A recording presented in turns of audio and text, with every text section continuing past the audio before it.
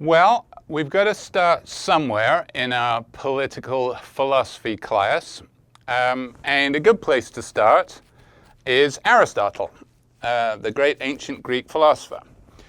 Now, actually, probably even better would be to start with Plato, Aristotle's teacher, who famously wrote what is considered a masterpiece of political philosophy called The Republic. And a lot of Aristotle's politics, a fair chunk of it, is responding to Plato's Republic. However, Plato's Republic requires a whole bunch of time, and we cover that in ancient Greek philosophy. So I'm not going to go into that, except to say a couple of things about Plato's Republic. Plato's Republic describes a political organization that sounds kind of horrific to modern ears. The essential idea is that philosophers rule as kings, where philosopher is used in its literal sense of lover of wisdom. So basically the idea is it's ruled by the most intelligent and enlightened. Which, is kind of self-serving for people like Plato. But it also, in the course of describing this, famously, the Republic draws an analogy between the Republic and an individual, and says that justice in an individual is analogous to justice in the Republic. And some interpreters of the Republic take Plato as not being literal in talking about the Republic. It's just a sort of massive metaphor for talking about the individual and what it is to be a good person and have a well-organized soul. But Aristotle, who you'd think would know best, being Plato's student, does seem to be taking it literally as a political tract. But essentially, the idea is that you can divide both the soul of an individual and a republic into three groups. Your soul has, the most important part of your soul is the intellectual soul. And it should rule over the other two parts, one of which is the appetitive part, and then I think there's the spirited part.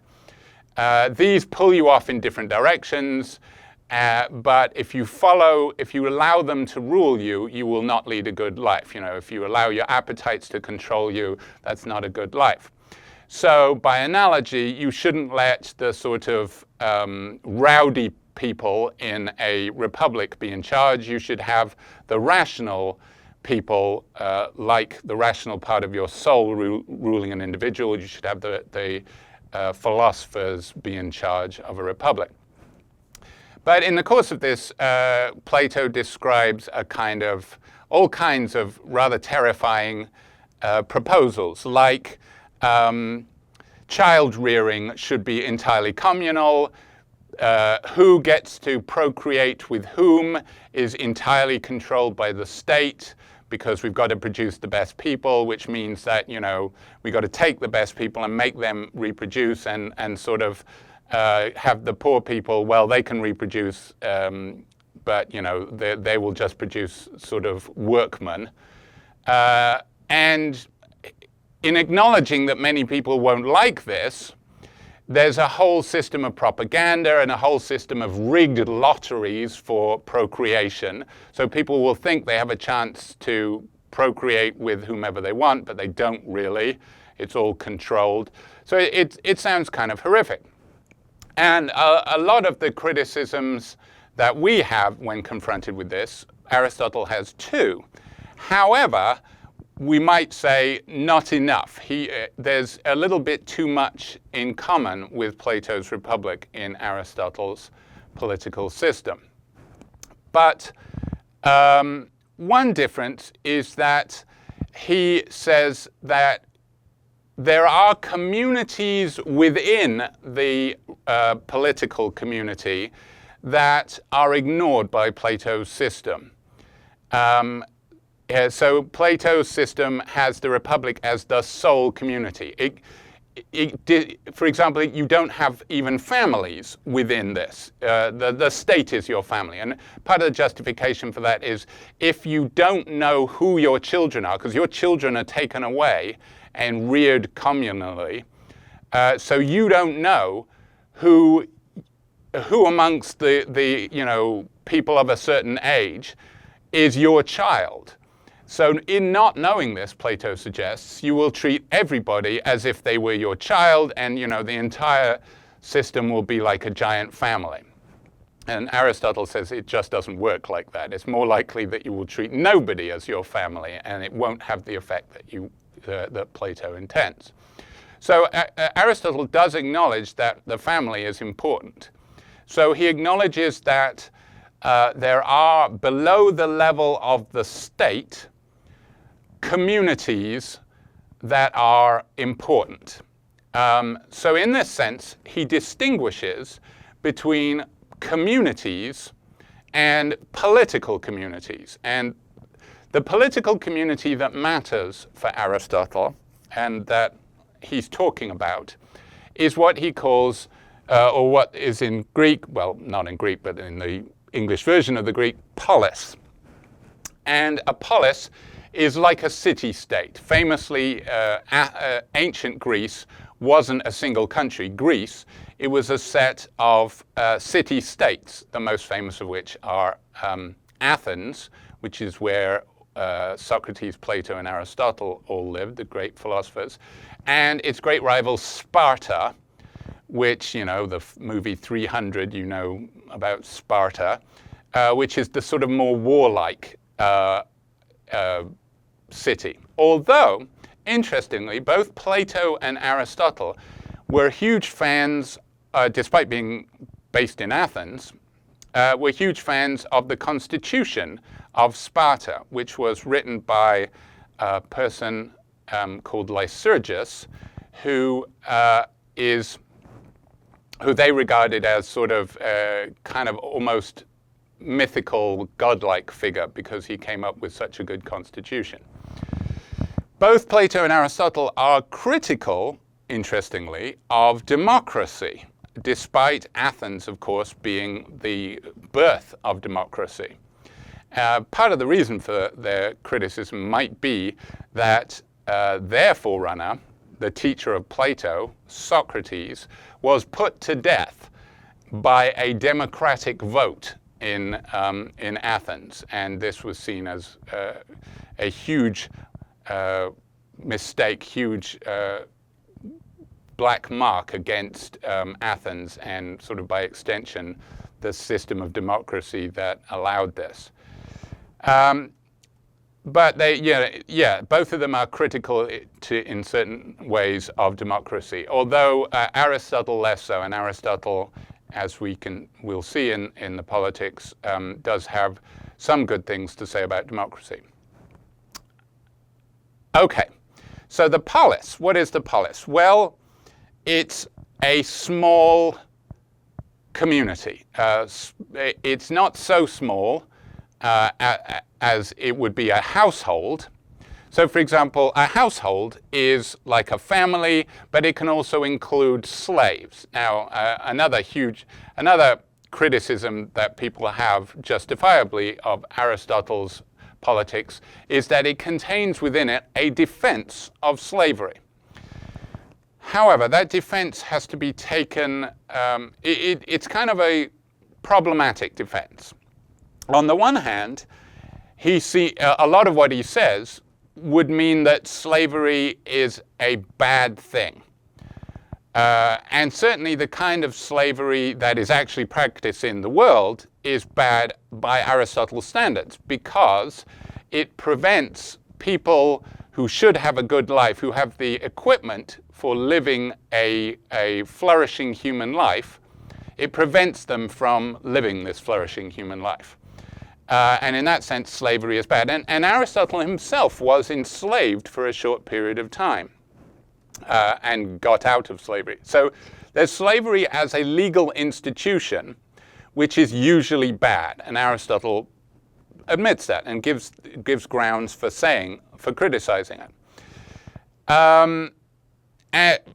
So slavery, of course, was a huge feature of the ancient world. It's a huge feature of the modern world, sadly, but certainly it was an accepted feature of Athens. Athens had plenty of slaves. So this sort of model and birthplace of democracy ran with huge numbers of slaves, which is, again, something to bear in mind when people hold up ancient Greece as sort of a model. So Aristotle defends a kind of slavery by saying that the master-slave relation is a natural one, but only if there are slaves by nature. And slaves by nature are a specific type of human being who appear to be constitutionally different from you or me. Because slaves by nature are those who are incapable of ruling themselves. They're incapable of autonomy. So as in a slightly non-politically correct phrase, the author that I had you read said they would have to be mentally defective. So a natural slave would have to be someone literally incapable of looking after themselves. And in that case, it is to their benefit to have someone rule over them. Now, if we say, okay, is he just defending sort of guardianship of intellectually disabled people that, you know, because they can't look after themselves, somebody needs to look after them?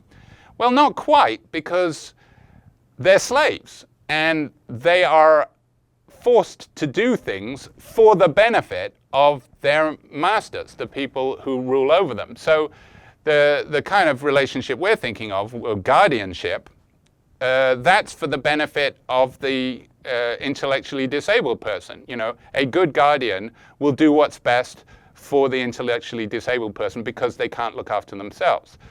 That's not quite what master-slave is, because, you know, the master gets to tell the slave, do this for me, you know, and run my household so that I can do more valuable things.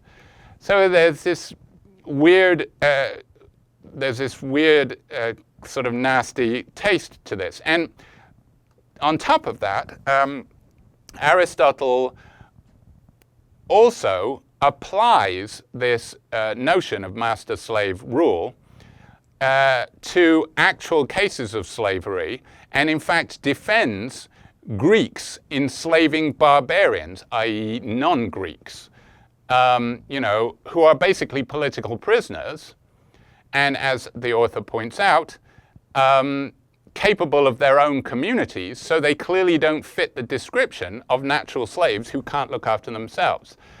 So this is actually a dichotomy we see in Aristotle. There's this weird clash between, on the one hand, he has sort of ideal prescriptive, which means prescriptive comes with a built-in should or ought. So when you describe an ideal, for example, constitution, you're saying this is the way things should be. It's not the way things are, but this is what they would be like in an ideal situation. So Aristotle does ideal theory, but Aristotle also famously is sort of the inventor or the first scientist for many of the sciences that we have today. And in particular, Aristotle's, one of his major focuses was biology.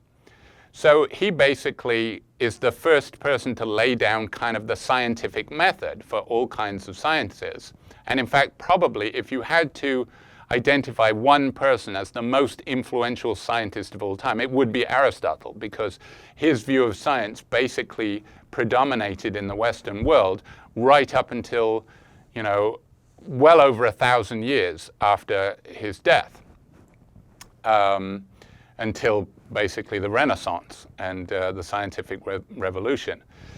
So Aristotle was a good empirical scientist. So he says you have to examine the way things really are and report the way things really are, and that's got to affect your thinking as well. And it's this second aspect, this scientist aspect, that marks him out as very different from Plato. Plato is all rational. He's all sort of coming up with ideal theories through arguments that somebody just sitting at home thinking about things could come up with.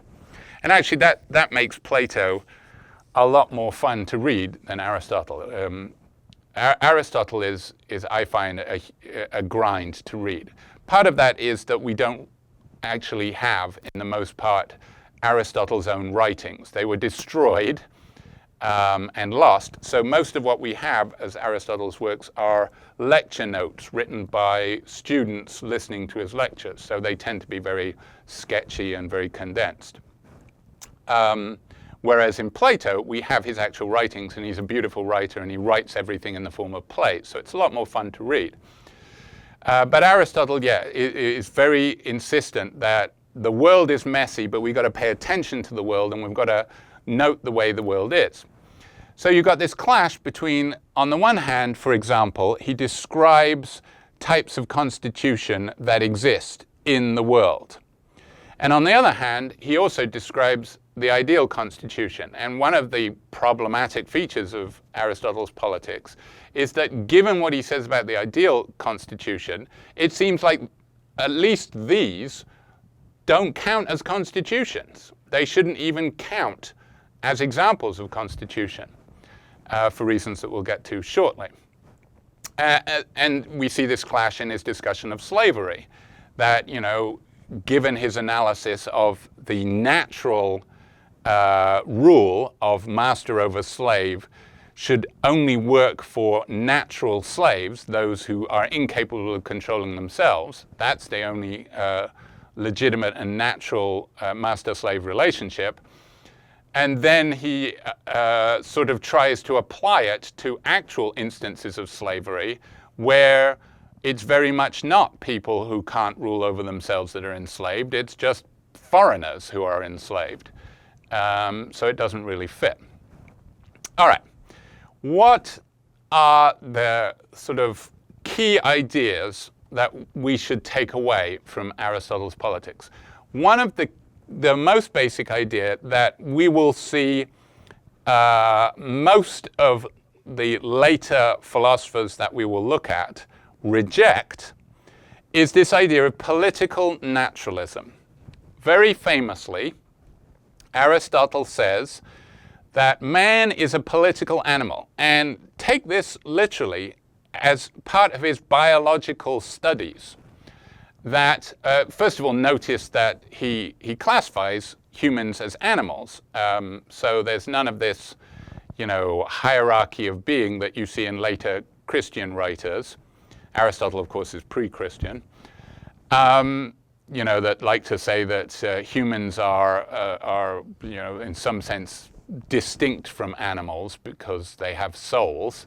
Well, according to Aristotle, all living things have souls. Souls is just what makes you alive.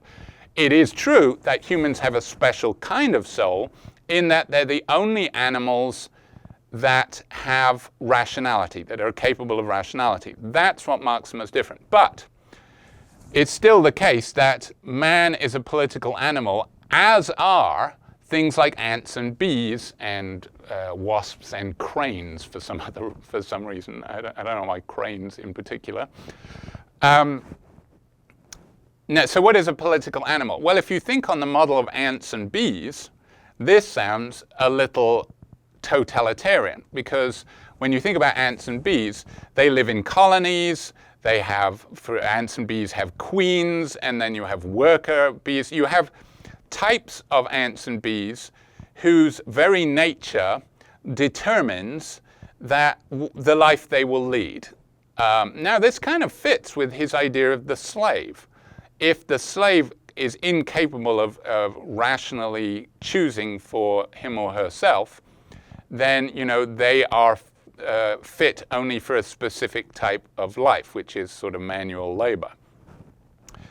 But that doesn't fit with some of the other things he says about political life. Specifically, the aim of the polis, which is this small city-state, which is a community of citizens, is the good life for its citizens. Okay, so this is very important, and this seems kind of progressive on Aristotle's part. What is the point of a kingdom? Well, you will see after Aristotle's time, in the time of the monarchies, you will see this question doesn't really come up for rulers.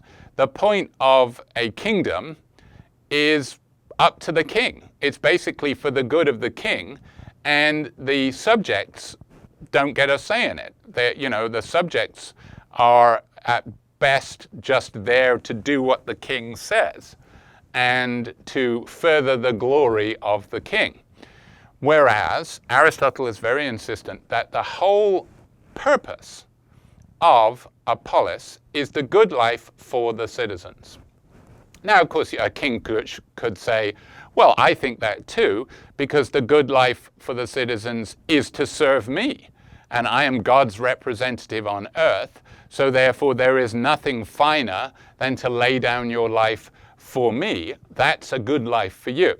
But that's not what Aristotle says, because he specifies that the good life requires that citizens exercise autonomous practical rationality. Now, where do we get this idea? Well, this is an idea that is discussed in much more detail in Aristotle's ethical works. But in fact, the Politics is an extension of his ethical works. The most famous of the ethical works, and most important, and one of the great masterpieces of world philosophy, is the Nicomachean Ethics. It's just an amazing work. And the last part of the Nicomachean Ethics sets out sort of the sketches in outline what he goes on to discuss in the Politics. So it's made clear that the Politics is just an extension of ethics. And ethics for Aristotle is a description of a well-lived life. It's a guide to living well. Okay, in the Nicomachean Ethics, Aristotle says, okay, how do we work out, in the scientific way that he approaches everything, how do we work out what's a good life for humans? Well, it must involve what's special about humans, because nature doesn't do anything for no reason. If something exists in nature, it's got a purpose. So the way we work out what's the good life for humans is to look at what's distinctive about us. By analogy, suppose you came across a knife for the first time. You'd never seen a knife before. And you ask, what's it for? What's its purpose? Incidentally, the idea that everything has a purpose is called teleology. And it is an absolutely basic feature of Aristotle's thought. Everything in nature has a purpose, and a full explanation of any phenomenon will involve reference to its purpose. Now, this still survives in, for example, biology to a certain extent. For example, people say, what's the heart? When you're explaining the heart, a full explanation of the heart will be involving its function. What is its purpose? So that's a sort of remnant of teleology that persists in Aristotle's favorite science, biology. But nowadays, our thinking is much less teleological. That element of Aristotle has sort of been excised from most science. Still, if you came across a knife for the first time and you wanted to know what it was for, the clue to what it's for is what's distinctive about it. It's flat blade with a sharp edge. And you look at that and you say, okay, that explains what it's for. What's special about it explains what it's for. It's for cutting. And it also tells you what makes a good instance of this kind of thing. What makes a good knife? Well, one that cuts well. Okay, so for humans, what we're for will involve what's special about us, which is our rationality, our ability to think intellectually. And a good human will be one that uses that well. And how this all works out is explained in great detail in the Nicomachean Ethics. And it brings in his idea of virtue lying in the mean and all that kind of business. Okay, politics is an extension of the ethics because man is a political animal. Humans are political animals. What that means is we can only flourish. A distinctively human life will be a social life. You cannot look at what is good for a human by looking at a human in isolation. So what that means is that one popular modern notion of a political society, that the goal for a political society should in some sense be a sum of all the interests of the people that make it up, but that the people are explanatorily prior, that the only point of a society is to serve the individuals because the individuals are primary. Aristotle has that reversed. He says, and he literally says, the polis is prior to the individual, and gives an analogy of a body, of the individual is like a body part, and the polis is the body. So just as your heart has no function, no purpose, can't do what's right for it if it's separated from you, it can't even live. The body has first importance, and the body parts exist just to serve the body. Well, if that's what Aristotle means, then it sounds a lot like the ants and bees suggestion, that individuals exist to serve the community. And this is something that a monarch would be very happy with. You're the worker bees, you do this, that's the kind of life you can expect. Don't expect anything more than that. That's what you're for. Just as a heart shouldn't expect to act like a brain or a hand, it should just do what it's supposed to do.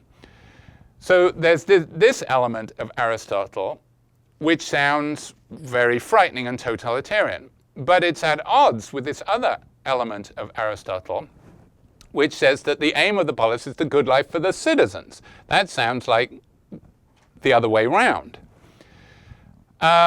So again, there's this tension in him. But one thing that is always clear about political naturalism is that Aristotle is not interested in a question that in political philosophy comes to predominate, which is how can we justify political authority to the individuals under it? How can we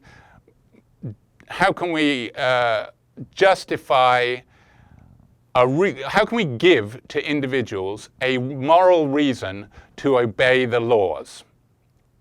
How can that be spelled out in a way that makes sense to the individuals? Aristotle is not interested in that at all, because rule is natural. Political rule is as natural as other kinds of rule, although it's not the same as other kinds of rule. For example, master-slave is a natural kind of rule, and here's another retrograde feature of Aristotle's politics. The rule of man over woman is a natural rule.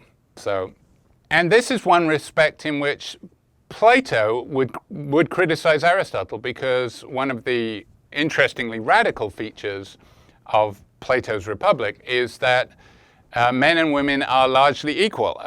Plato argues that women can be warriors and things like that, which Aristotle clearly rejects. So one of the criticisms of Aristotle is that while he claims to be a scientist, just looking at the way the world is, he's seeing as natural what seems to be an artificial feature of his particular society, like slavery and the rule of man over woman, the control that patriarchs have over their families. Still, nonetheless, he's not interested in justifying political authority to individuals because it's just a fact of nature. It just is natural. Man can only flourish in a political community. Now, you might say, okay, that kind of makes sense that humans are naturally social, but that doesn't mean they're naturally political. So, for example, you could say, okay, I get it. Humans can't exist literally as individuals. Over the past summer, my wife and I got hooked on a show called Alone. I don't know if anybody's seen this. It's on the History Channel, but of course it's on, it's on Hulu and all kinds of things like that. It's like in the 11th season now. And the basic idea is they take people and they drop them off alone in very remote parts of the world, like up in the Arctic Circle or Mongolia or Patagonia or Vancouver Island, and just give them a little plot with a body of water and 10 items that they're allowed to choose, and then they have to survive for as long as possible, and the one that lasts the longest wins. And what's interesting is the various reasons. Oh, and they're also given a satellite phone with a button on it, which they press when they give up. It's called tapping out. What's interesting is watching the various reasons that people tap out. Some people just are essentially starving to death, and they have to have regular med checks, and they get removed because they're on the verge of sort of cannibalizing their own organs.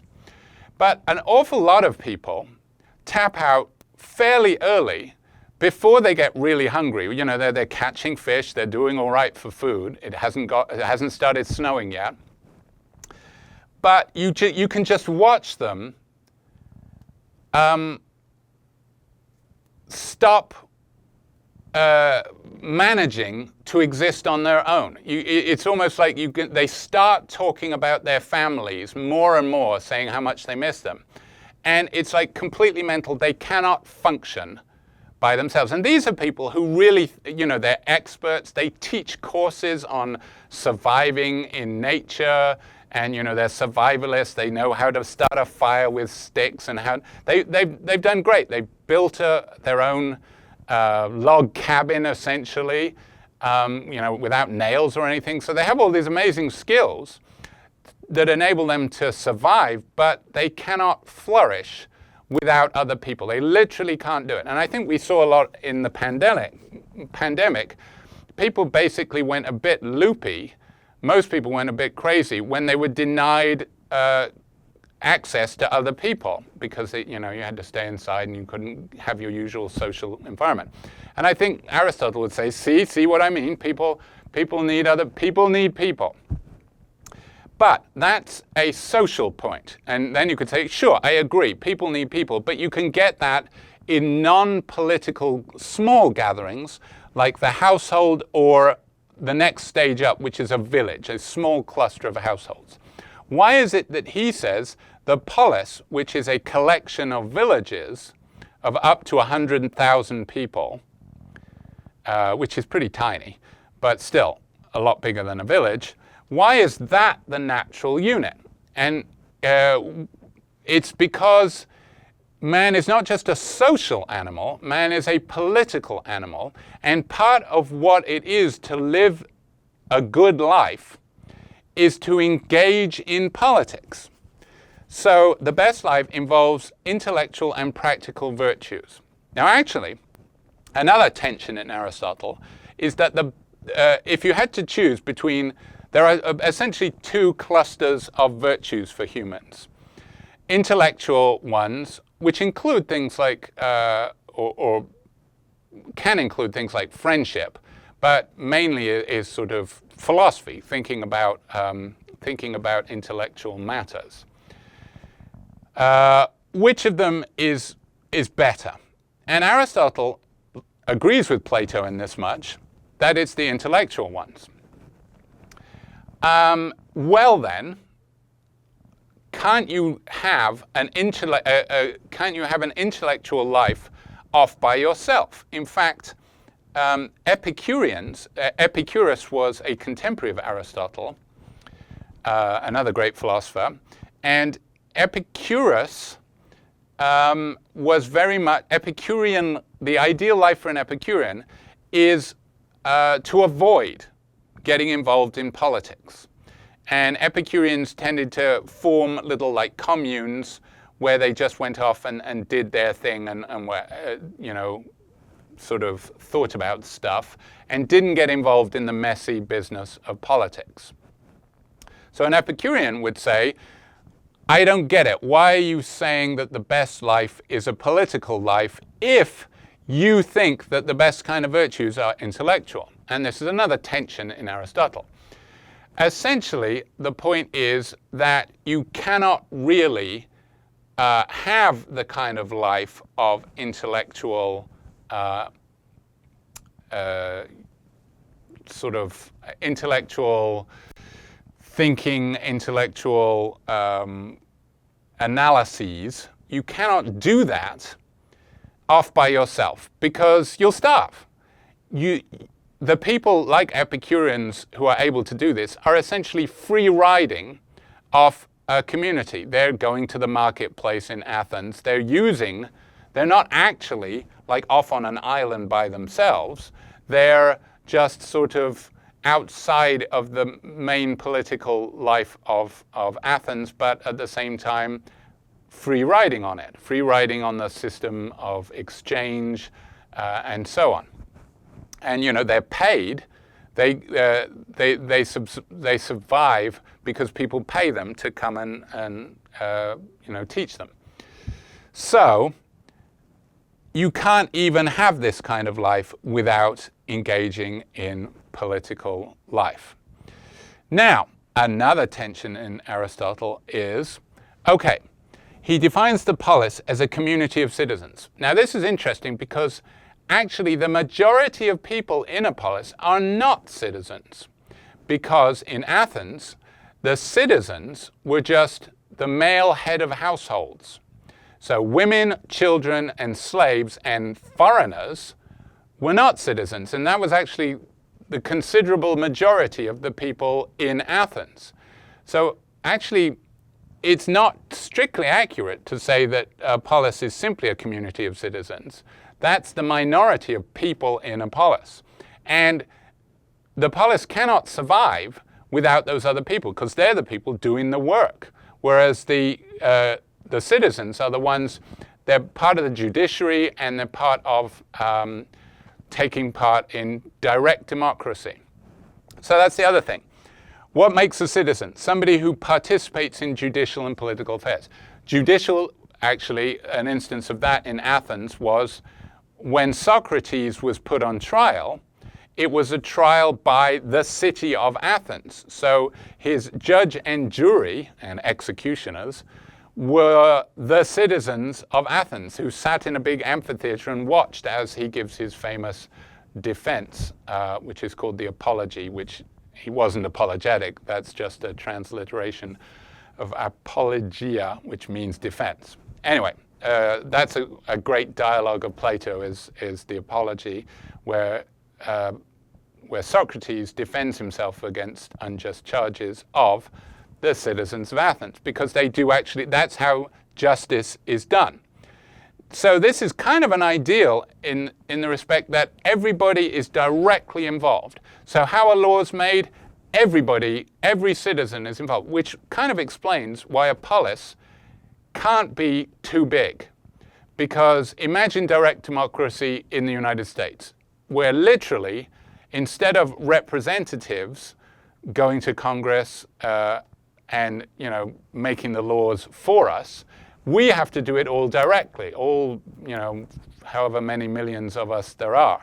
It just wouldn't be practicable. Maybe more so with the internet, but even so.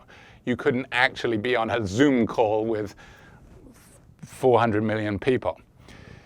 So there's this sort of the ideal that the good life for a citizen involves as an important part of it engaging in political affairs, because it's just as it's important to be autonomous over your own self, an extension of your autonomy is to take part in the government of the political entity of which you are a part. That is part of a good life, is to be involved in politics. Now, I'm kind of with the Epicureans in this respect. I would hate that. I tried to get into politics when I was a student and quickly grew disgusted with it. It's just, that's death for me. But according to Aristotle, a good life requires being involved in governing. And actually, we will see this again in Rousseau's idea of the general will, much later. And Rousseau, like Aristotle, is very critical of representative democracy. Once you have representatives doing the decisions for you, in a sense, you're being ruled by others. Even though you appointed them, their decisions are governing you rather than your own decisions governing you, which is autonomy. So autonomy requires that your decisions apply to the political society. Having said that, given that definition of polis and citizen, it sounds like the only system of government that could be a polis is a direct democracy. And yet, Aristotle goes into this discussion of types of constitution, which are basically the organizing system of a polis, and he divides them into 6. Not only do 2 of them, they're not government by everybody, every citizen. So this is government by every citizen. This is government by a small subsection of the citizens, and this is government by, at most, a family, and usually a single individual.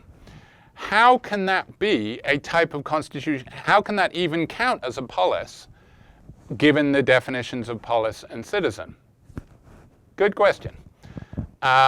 Well, this is where we say, but remember, Aristotle has these 2 sides to him. There's the prescriptive, saying what's ideal, and then there's descriptive, saying what's actually in existence. And so basically you could say he's looking at the city-states existing in Greece and that part of the world that are actually sort of autonomous political entities, and saying, well, they can be classified this way.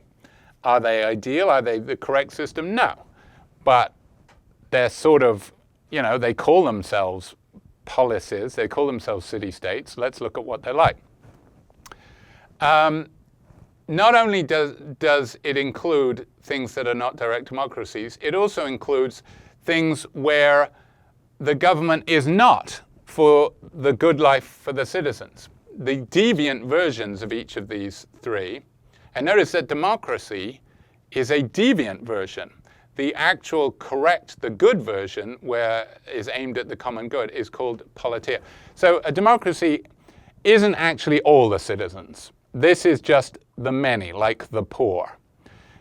So the difference between an oligarchy and the democracy in practice is democracy, you have the many poor, and in any state you have the many poor and the few rich. And in a democracy, it's the many poor who are in control, and in an oligarchy, it's the few rich. In the good versions, it doesn't have to be sort of by wealth, but essentially that's the system here. So in an oligarchy, not only do the rich have control over the reins of power, they're governing for themselves. Everything they do is for the rich, not for the many. Whereas in an aristocracy, even though only the few have control over the reins of power, they are still governing for the common good. And actually, Aristotle probably sides in general most for aristocracy. And that's a common feature of later thinkers. Aristotle gets this from Plato, this distinction. And later thinkers like Machiavelli, for example, also use this distinction. And they also have theories of, interesting theories of how policies evolve. For example, each polis starts out as one thing and devolves into a bad version, which then goes to the next version. So for example, if you start with a kingship, things are good, but then you will, the good king will have a shitty son who will become a tyrant. His tyranny will cause the aristocrats to rise up against him and institute a system which gets things back to for the good of the many. But inevitably, they will get caught up in, they will get corrupted, and because they have the chance, because they have the control over power, they will start doing things for their own selfish good. It becomes an oligarchy. Then the people rise up and institute a democracy, a politia, which is for the common good, but then it becomes, just the good for the poor. And then, for example, you might say something like the communist revolution if it actually worked. But then particular individuals would say, well, but the poor aren't very good at running things. They don't look at what's best in general. It's just trying to make things good for the poor. And, it doesn't, our defenses are not being upheld and not looking at our role in the grand scheme of things. So then you get a strong leader, like Napoleon or something, coming to power, and the cycle continues. So this division is actually used to present a view of the evolution, the political evolution of constitutions as well. Okay, have we covered the main views?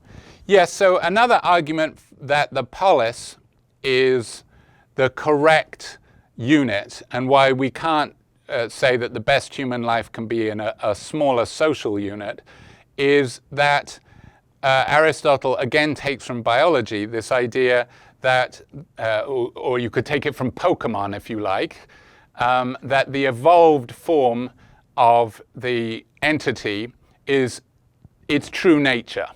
That you can look at the true nature, the only way to work out the true nature of a thing is to look at its most mature form. So for example, just as the true nature of an acorn is only realized once it becomes an oak, the true nature of the household is only realized once it becomes a polis. Having said that, again, everything is complicated with Aristotle. Households don't disappear once you have a polis, and that was the problem with Plato's Republic, that he tried to destroy the family or make the family the same as the Republic. And Aristotle sees a role for each of these. And one of the reasons he does that is he says, there are natural kinds of rule, but there's not just one natural kind of rule. So the rule of man over woman and the rule of master over slave are natural kinds of rule, but they're not the same as political rule. And here's where he would be critical of a divine right of kings theorist like Robert Filmer, who we're going to see next unit, who justifies political rule on the model of the rule of the head of a household, the patriarch.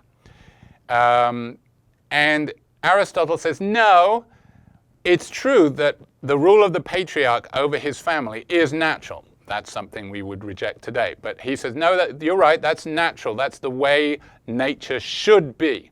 So that's natural. But it's not the same as political rule. It's perhaps a model for it, but it's not the same, because political rule is the rule of over free and equal. It's the government over free and equals. Whereas, of course, in a household, they're not equals. The children are certainly not equal to the parents, and according to Aristotle, the mother is not equal to the father. So political rule is different from household rule, and you've got to have both of them. They're different parts of nature. They're all natural, but they're not the same. All right, so key ideas from Aristotle. This idea that the point of politics is an extension of ethics. The point of political life is allowing the citizens to flourish, to lead their best lives. Now, this could sound kind of intrusive, because certainly, for example, a key part of the American view is that people should be left alone to decide for themselves what's right for them. Whereas, according to Aristotle, there is a right way for humans to live, and the point of politics is to enable them to flourish. And part of this involves public control of education. So, education cannot be left to smaller groups. You can't, for example, the household. No, education is public and controlled by the political leaders for the good of the citizens. But still, it is the point of political life is for everybody to live well. As the writer that I'm having you read asks, though, what is it for everybody to live well? And notice that this is kind of a myth, given that in order for the citizens to live well, it must be that a lot of the manual labor is done by slaves and foreigners, non-citizens, guest workers, that enables you to lead this good life. And yet they're also somehow part of the polis. So in what sense are they living their best life? In what sense is the polis good for them? Aristotle tries to do some juggling and saying, well, you know, in any pair relationship like the master-slave or the man-woman, the rule of the man over the woman is good for both of them because it achieves procreation. Again, slightly dubious. And certainly it doesn't seem to apply to master-slave, although if we try and use the idea of sort of governorship for mentally incapacitated people, there's sort of an inkling of that. But still, as the author of the chapter I had you read from the Cambridge Companion to Aristotle says, basically it's an elite leeching off the majority of non-citizens. Really, in effect, that's sort of what Aristotle's system becomes. It doesn't have to.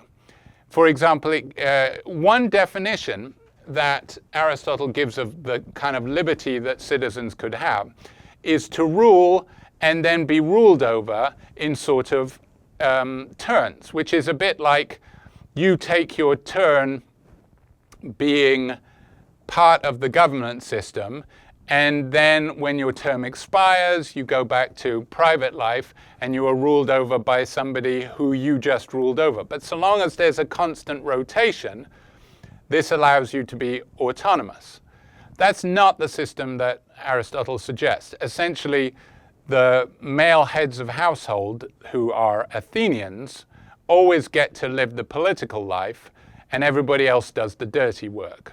So, in effect, it's kind of a cruel irony, this idea that everybody that's part of the polis is supposed to be free. It just doesn't work like that. So political naturalism, the idea that you cannot isolate the individual from, you cannot start by looking at the individual and say, let's look at the individual and then work out what a political system should be by how it serves the interests of the individual. You can't do that. That's getting things ass backwards, because humans are part of a political system. And in fact, what's good for the individual involves being part of that system.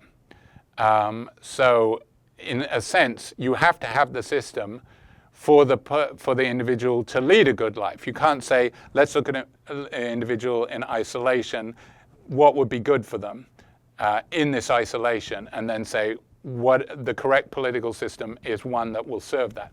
That's sort of what's going on in the social contract theories, as we'll see, famously Locke, Hobbes, Locke, and Rousseau. They sort of start by looking at the individual first, whereas Aristotle doesn't do that. It doesn't even occur to him that you could have individuals, or that you need to justify the political system to an individual, because they don't have an alternative. You don't have to justify the colony to an ant. They can't live without it. They can't survive by themselves. So politics is an extension of ethics. The goal is to get you to live a good life. And political naturalism, man is a political animal. You cannot isolate the individual. But there's a lot of conflict and contradiction in Aristotle. His ideal theory doesn't seem to map on to the kind of actually existing states he sort of applied it to. And there's an open question as to whether or not his ideal system even meets its own standards if it has to rely on slaves and non-citizens doing the work to enable the citizens to do both their practical political activities and their intellectual activities of, reading, going to plays, that kind of business. It seems instead to be exploiting a large underclass, which is not good.